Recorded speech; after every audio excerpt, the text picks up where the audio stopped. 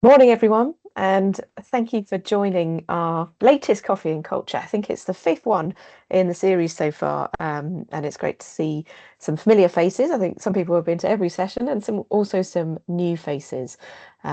So yeah, you're all really welcome.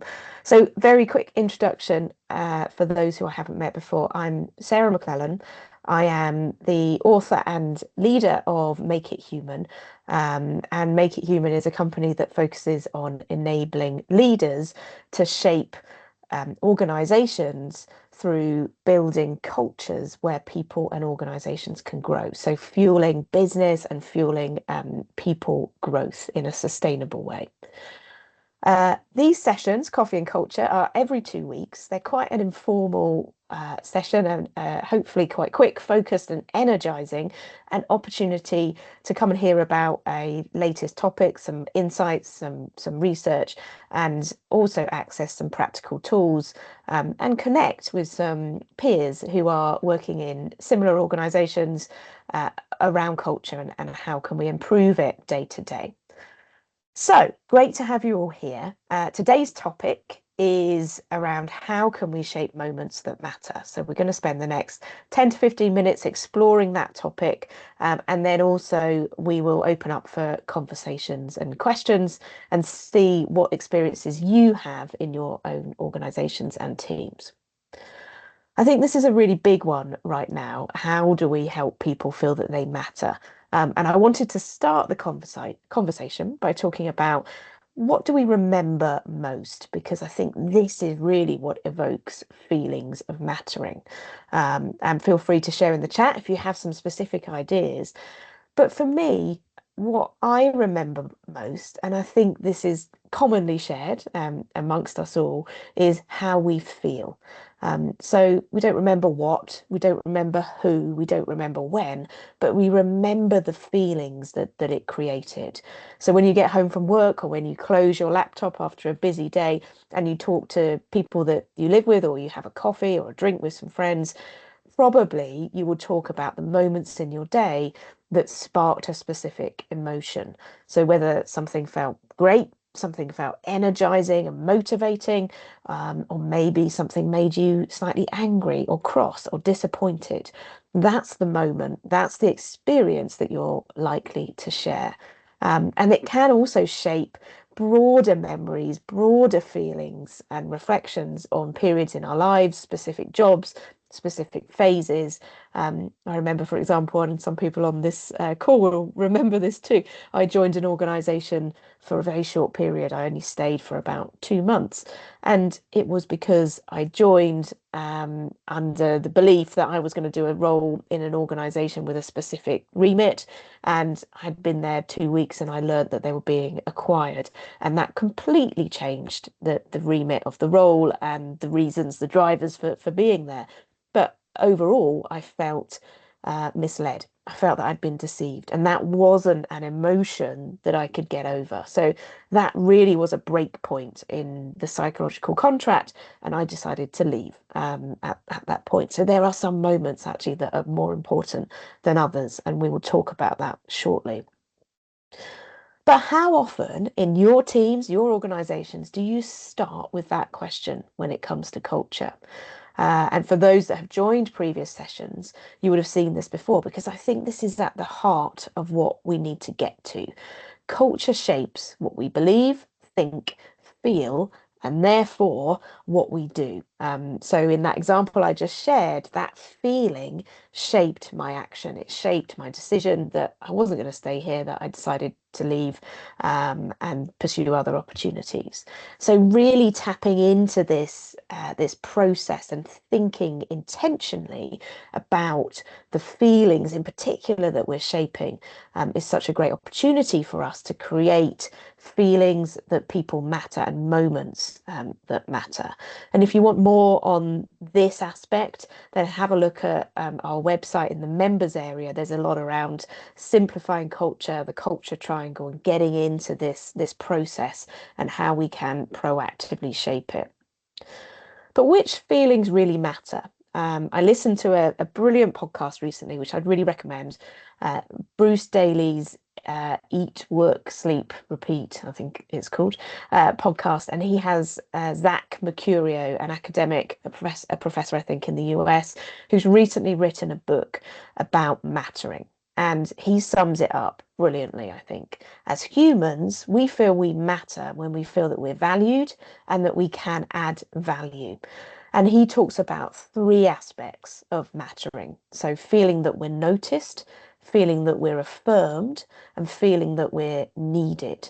And tapping into these things in our day-to-day actions is a really great way of creating feelings of mattering, feelings of belonging, feelings of happiness and well-being, because they're all really deeply connected.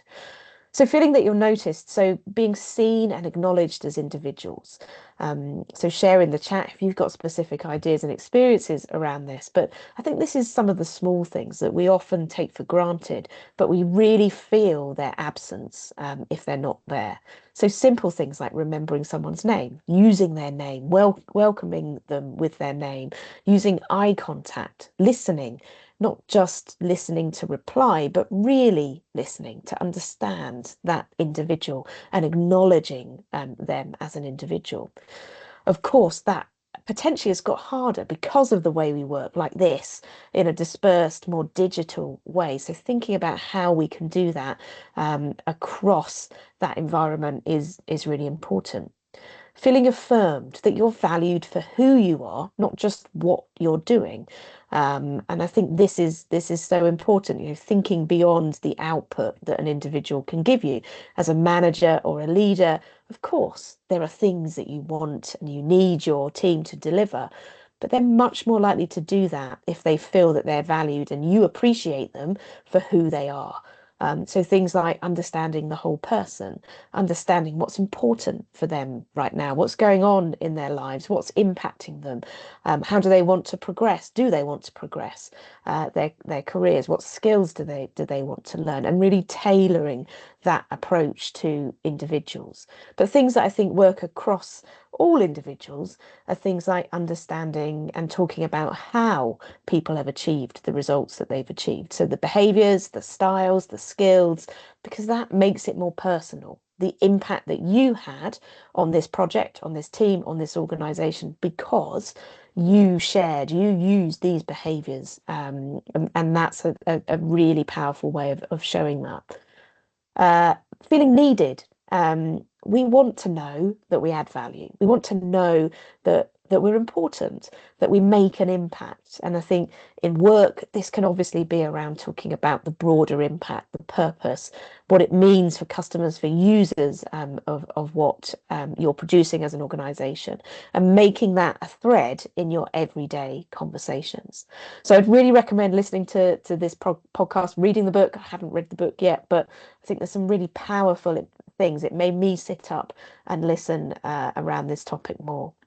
However, as is the case very often in the world of work right now, mattering, I think, is the culture heart rate, but it's dipping in organizations. So we know it's really important. We know it helps turn the cycle, the wheels in happy, healthy, productive, thriving organizations through improving engagement, well-being, retention, which of course drives business results and sustained performance.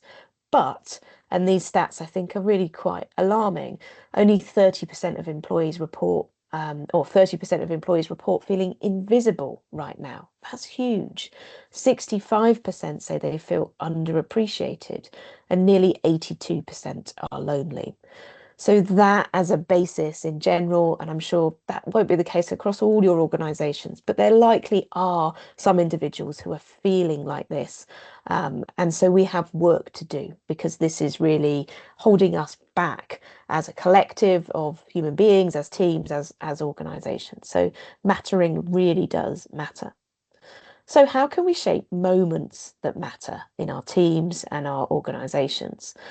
So one way is to think about those micro actions and to really talk about it as leaders, but also with your managers, really making sure this is front of mind. Mattering matters. This is your opportunity to have a positive impact, to build a cohesive team, to create a place people want to come into and be part of, whether that's physically or virtually. And I've pulled together a short guide that you can download in our members area now with some simple ideas, some simple suggestions to really kind of rewire the day-to-day experiences within your teams, to bring it to life, to create feelings of mattering. So go and check that out. But also, I think we need to think about the specific moments that matter. And this was a big part of when I was writing Make It Human and bringing together some of the experiences that I've had as an individual, as a leader, and also consulting and working with a wide range of organizations. And this kind of goes back to the example I shared at the start, where, a moment can make or break our feelings, our psychological contract, and tap into that process of how we feel, shaping what we choose to do next, our next action. So I whittled it down into these areas, these kind of 8 main areas that are really about how individuals and organizations change and getting ahead, being intentional and proactive with how we positively shape these experiences, because not all moments are equal. Some are more important than others. So, for example, what happens when we celebrate success? Making sure that we're reflecting our values, making sure that we're inclusive, making sure that we're recognizing some of the invisible work. What happens when people's lives change? Do we really take time to understand what is important to individuals, what really matters to them? What happens when company changes, when there's a change in how we work, how we're structured, what we're doing day to day? Really communicating that openly, having conversations, or is it a top-down tell instruction? That's when people are making decisions about, do I feel I matter here? Do I have a voice? Can I belong? Can I shape this? Am I valued? So have a read about that again in the culture resource library on our website. And finally, just a couple of magic tricks. So I think these are things that really underlie all of this. Psychological safety, of course, something that you'll be really familiar with, but making sure that you're continuously cultivating psychological safety in your teams and organizations. Because if you want an environment where people feel they're valued, that they can share what they think, good and bad, that they can make suggestions on how to improve, that they can take risks, that they can try something new and learn, you have to work hard to create the conditions for growth. And secondly, and I think this plays to some of the points around personalizing and understanding individuals, there are 3 things that I think really serve to motivate and create happier people. And this isn't just me saying this, this is based on science and research over many, many years. But if you can tap into what does autonomy, meaning, and meaning both in terms of purpose and connection with people, and growth, what do those 3 things mean for the individuals in your teams, or the managers can have those conversations with the individuals in their teams, and you can slightly tailor and tweak their experiences, how they approach work, how you give feedback, what conversations they're joining, then you can really help fuel feelings of connection, feelings of belonging, feelings of happiness overall. And of course, that is going to fuel sustainable results, increased effort, greater collaboration, innovation, all of those things that contribute to thriving and successful organizations. So also check out some of those resources. And then the final thing I wanted to share is that culture change around embedding feelings of mattering, getting this cycle really moving in a proactive and positive way. Of course, it needs to be part of a broader change process. And this is how we're working with clients. So thinking about and implementing these 5 steps to a growth culture, and mattering is absolutely at the heart of it. And it's really acknowledging that this is about resetting our operating model. So we've got to look at things at a holistic and also individual level. So we work through these 5 steps. Of course, we tailor them to the organization, the leader, the context that you're working within. And there are options to do this self-sufficiently and also in a guided transformation way. So if you want to learn more about this process, if there are ways that we can help, then please get in touch. And finally, next time, the next topic is around how to win stakeholder support for culture initiatives. I've just off the back of the Employee Engagement Summit conference in London a few weeks ago and had lots of great conversations. But this was the number one thing people asked. So they said, this is great. I buy into it. I want to proactively and intentionally shape cultures where people and business can grow. This is the blocker that I have. How do I win stakeholder support from my colleagues, from senior leaders, exco members? So I think I've got a few ideas and suggestions that I've used and I've helped other clients use in those situations. So do come along to that one if you can make it.